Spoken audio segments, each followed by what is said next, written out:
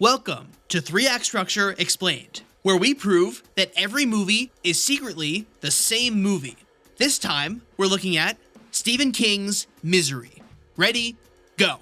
Act 1. We meet Paul Sheldon, world-famous writer of the Misery Chastain series. But he's grown to hate those books. He thinks they're lowbrow and wants to write something groundbreaking and important. So he's on a retreat to write a new book. If I can make this work, I might just have something I want on my tombstone. I haven't been a writer since I got in the misery business. After finishing, he drives to the airport in a snowstorm, and in the inciting incident, he crashes his car. He's rescued by a local woman who takes him back to her house. Her name is Annie Wilkes, and she's a huge fan of the Misery series. I'm your #1 fan.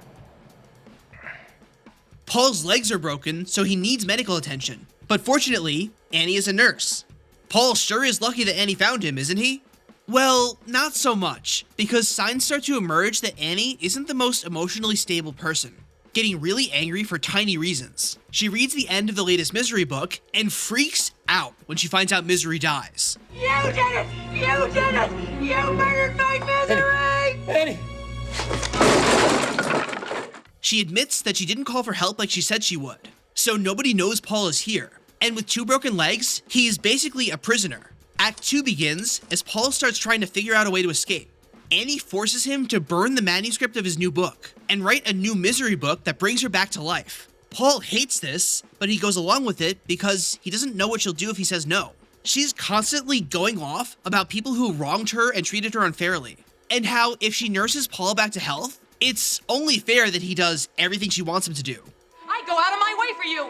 I do everything to try and make you happy. You just better start showing me a little more appreciation around here, Mr. Man. In the midpoint action sequence, Paul sneaks out of his room while Annie is out of the house, where he tries and fails to call for help, and steals a pack of painkillers that he can use to drug her later. In the B-plot, the local sheriff gets word that Paul is missing, and hunts around for where he might be. He slowly puts together that he's probably at Annie's house. Through the second half of Act 2, Paul gets better at managing Annie's mood swings and avoiding her bad side.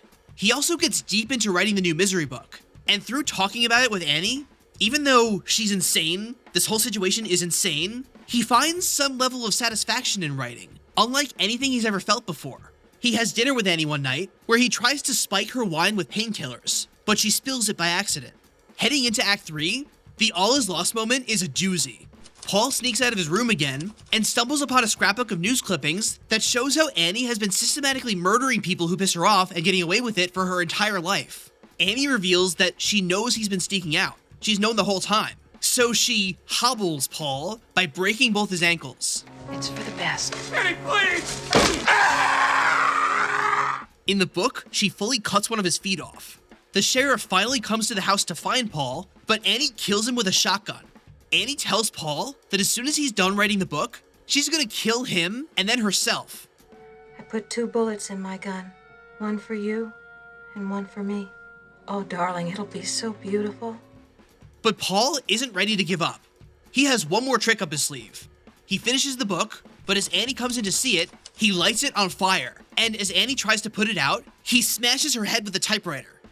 In the resolution, Paul has published the new Misery book, and it's his biggest hit yet. At dinner with his agent, he says he doesn't care as much about the critics, the fans, or the money. All that matters is that he likes it. Even though Annie Wilkes is dead though, he's still haunted by visions of her.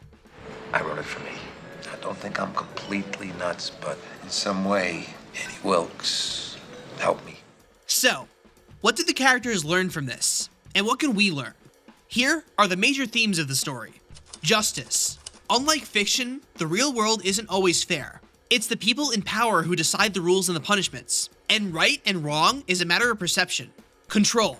The loss of your own bodily autonomy is terrifying. And a regular human with power over you is scarier than any horror movie monster. And art. You never know how other people will react to your art.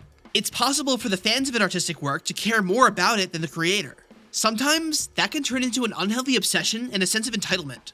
The important thing is to make something in a way that's fulfilling to you personally. Paul, you can't! Why not? I learned it from you. Click the card on the left to see how another movie follows 3-act structure. Click the card on the right for a full explanation of what 3-act structure is and how it works. Subscribe if you like these videos and want to see more. And leave a comment if there's a movie you want to see the channel talk about next.